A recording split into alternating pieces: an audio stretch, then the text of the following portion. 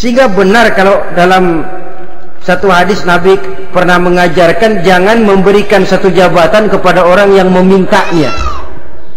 Sebab orang kalau sudah minta jabatan, apalagi pakai jilat-jilat, pakai upeti-upeti, tentu ada tendensinya.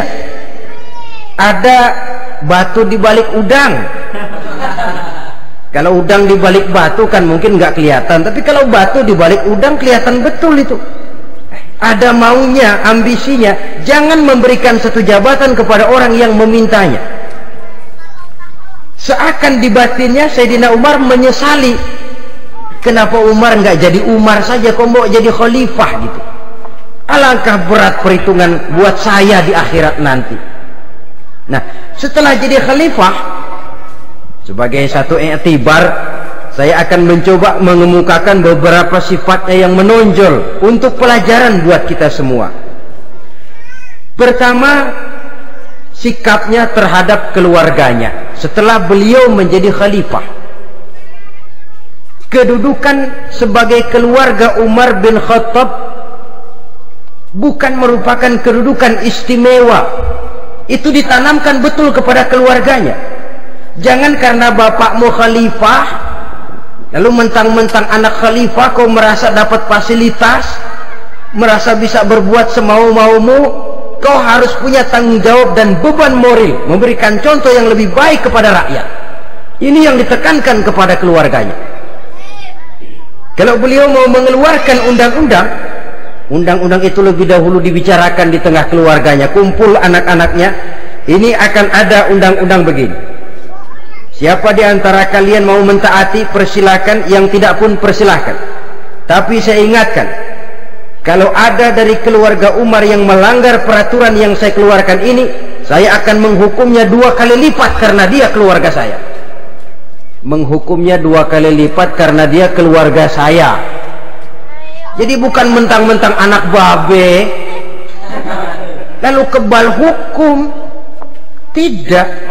Siapa yang diantara kalian melanggar peraturan ini, akan aku kenakan hukuman 2 kali lipat karena dia keluargaku.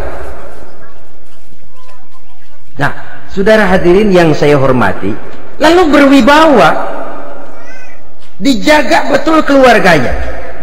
Suatu hari beliau datang ke rumah putranya Abdullah bin Umar. Ketika masuk, dilihatnya Abdullah bin Umar sedang makan daging. Makan daging, merah muka Umar. Mentang-mentang anak khalifah ya, mentang-mentang anak Amirul Mukminin ya, kamu makan daging. Lihat tuh, rakyat kita masih banyak yang kelaparan, makan daging, makan roti keras. Padahal itu halal, sesuatu yang diperoleh dengan usahanya sendiri. Tetapi begitu hati-hatinya Umar untuk menjaga pandangan orang. Keluarga khalifah merupakan beban moral sebab akan dijadikan contoh oleh rakyatnya. Mentang-mentang anak khalifah ya, makan daging. Lihat tuh rakyat, roti keras digarotin. Lain saat beliau pergi ke satu pasar, di situ dilihat ada sapi gemuk-gemuk. Tempat lain sapinya kurus-kurus. Tanya, ini yang gemuk-gemuk sapi siapa? Sapi Abdullah bin Umar, sapi anaknya. Panggil Abdullah bin Umar, suruh sini. Datang anaknya. Abdullah bin Umar, bagaimana ceritanya sampai ini? Begini Bapak, dahulu itu dengan uang saya beli sapi kurus-kurus, lalu saya rawat, saya berikan upah orang untuk merawat sapi-sapi itu sampai sekarang dia menjadi gemuk. Akan saya jual dan keuntungannya tentu sesuatu yang halal. Subhanallah, kata Umar, kau ini anak Amirul Mukminin, jual sapimu, ambil modalnya, untungnya masukkan baitul mal untuk urus kepentingan orang Islam. Dia nggak mau anaknya terlibat bisnis, ndompleng kekuasaan ayahnya. Karena mentang-mentang anak khalifah lalu segala macam bisnis lancar. Orang takut karena apa? Anak babe.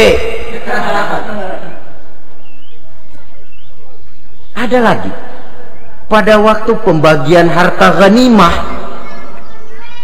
putri beliau yang namanya Hafsah, ini adalah istri baginda Nabi, meminta bagian. Kaum kerabat ayah, ini kerabat khalifah, kitalah dulu kerabat. Kalau kau kerabatku, maka jatahmu nanti dari ayahmu. Harta ini masih lebih banyak dibutuhkan oleh orang-orang Islam. Nanti belakangan kalau ada sisanya. Belakangan kalau ada sisanya. La haula wala quwata illa billah.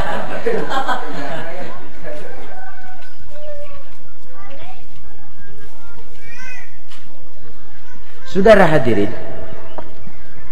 itu terhadap keluarganya.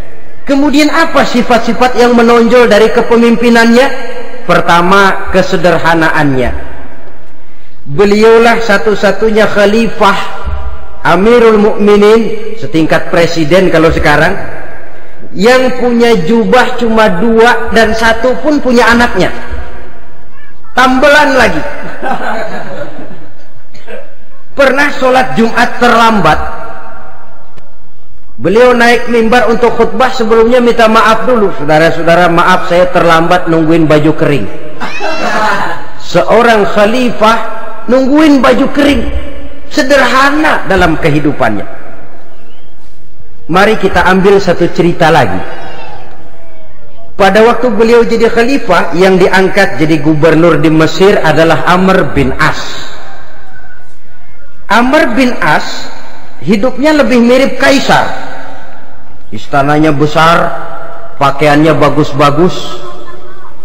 Nah, yang paling mengganggu pikiran Amr bin As, di sebelah istananya ini ada gubuk reot, kepunyaan orang Yahudi lagi. Ah, ini nggak pantas bener, masa di samping istana gubernur ada gubuk reot, orang Yahudi lagi yang punya. Ini mesti udah bikin saja rencana, panggil dinas tata kota, bikin planning. Di sini mau dibangun masjid, proyek negara. Bikin gambarnya, susun anggarannya, tender. Saudara-saudara, si Yahudi yang punya gubuk reot dipanggil. Yahudi, ada apa, Pak? Kamu tahu nggak? Enggak. Iya, memang belum saya kasih tahu.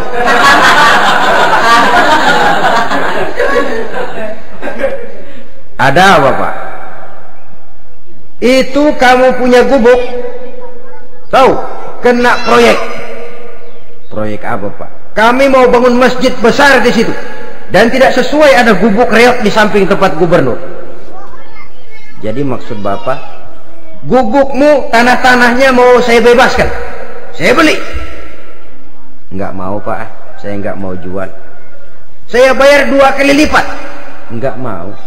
3 kali lipat, 6 kali lipat juga enggak mau, Pak. Saya dari muda peres keringat banting tulang cuma segitu-gitunya, Pak, tempat saya tinggal. Gubuk reot sama tanahnya sedikit, makmur saya, Pak, cuma rumah sama sumur.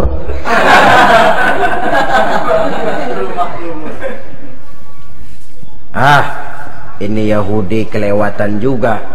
Akhirnya turun perintah, sudah, kalau dia nggak mau dibebaskan, gusur saja, tarik, ambil bulldozer, gusur. Yahudi ini berurai air matanya. Aduh, begini jadi rakyat kecil, udah jatuh ketiban ember lagi. Tapi pikir-pikir Amr bin As kan bukan yang paling atas, dia kan cuma pejabat, masih ada atasannya lagi. Lapor, lapor.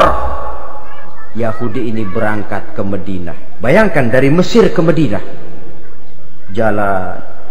Di sepanjang jalan dia berpikir membanding-banding. Kalau gubernurnya saja istananya begitu mewah, apalagi khalifahnya. Kalau gubernurnya galak main gusur, apalagi khalifahnya. Dan saya bukan orang Islam, apa dia lemin ngadu? Apa dapat tanggapan? Berangkat dia sambil harap-harap cemas. Sampai di pintu kota Madinah, dia temui orang lagi tidur di bawah pohon korma. Selamat siang Pak. Ada apa? Anu Pak. Anu apa? Mau lapor. Lapor apa? Bapak tahu Khalifah Umar bin Khattab? Tahu? Istananya di mana Pak? Istananya di atas lumpur. Di atas lumpur. Di atas lumpur. Pengawalnya banyak Pak. Banyak. Siapa Pak? Yatim piatu, janda-janda tua, orang-orang miskin, orang-orang lemah, itu pengawalnya. Pakaian kebesarannya apa sutra apa Pak? Pakaian kebesarannya malu dan takwa. Saya nggak ngerti Pak. Itulah Umar bin Khattab. Lalu orangnya sekarang di mana Pak? Di depan ente. Rupanya yang dia tanya itulah orangnya.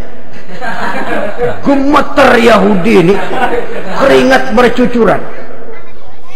Coba, istananya di atas lumpur. Sebab beliau berprinsip, bagaimana saya bisa menghayati nasib rakyat kalau saya tidak merasakan apa yang mereka rasakan?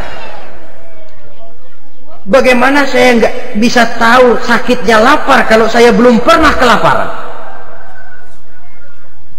Itu prinsipnya. Istananya di atas lumpur.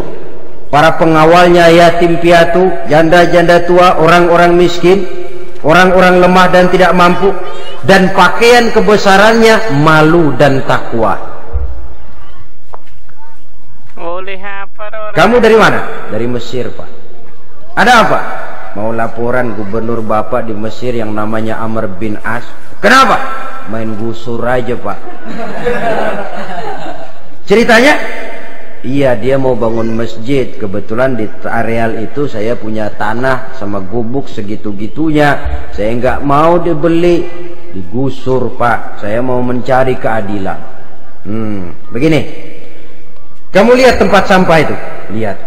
Di situ banyak tulang. Coba kamu ambil kemari satu, tulang unta, bawa sini. Bingung Yahudi. Pak, saya kemari mau cari keadilan. Kalau tulang mah di Mesir juga banyak Pak. Sudahlah, pokoknya kau ambil saja tulang itu. Dicoker-coker, dapat, dikasih. Tulang itu digaris lurus oleh Sayyidina Umar dengan ujung pedang. Red. Nah, nih, kau bawa kepada Amr bin As. Makin bingung itu Yahudi. Suruh bawa tulang cuman digaris. Nanti saya ngomong apa Pak? Sudahlah, kasih saja. Pulang dia. Sampai di Mesir, Tuan Gubernur, ada apa? Saya baru menghadap Khalifah. Kemudian beliau sampaikan ini, dikasih tulang. Amr bin As ngelihat tulang ada goresan lurus dengan ujung pedang, gemetar, badannya keluar keringat dingin, panggil kepala proyek, proyek batal, masjid nggak jadi didiriin, itu gubuk Yahudi diriin lagi. Ini Yahudi makin bengong. Ini gubernur dapat tulang doang segitu takutnya.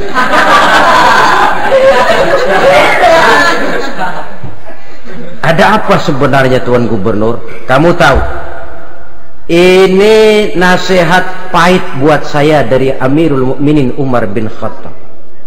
Seolah-olah beliau bilang, "Hai Amr bin As, jangan mentang-mentang sedang berkuasa ya. Pada suatu saat kau akan jadi tulang-tulang kayak begini. Maka mumpung kamu masih hidup dan berkuasa, berlaku lurus dan adillah kamu seperti lurusnya garis di atas tulang ini. Red. Lurus, adil, jangan bengkok. Sebab kalau kamu bengkok, nanti aku yang luruskan pakai pedangku." Siapa yang nggak ngeper digituin?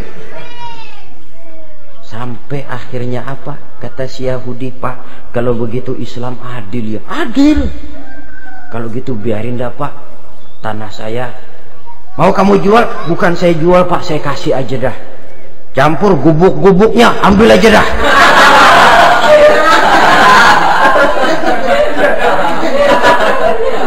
Masuk Islam si Yahudi ini oleh karena keadilan dari Umar bin Khattab. Begitulah kesederhanaan hidupnya.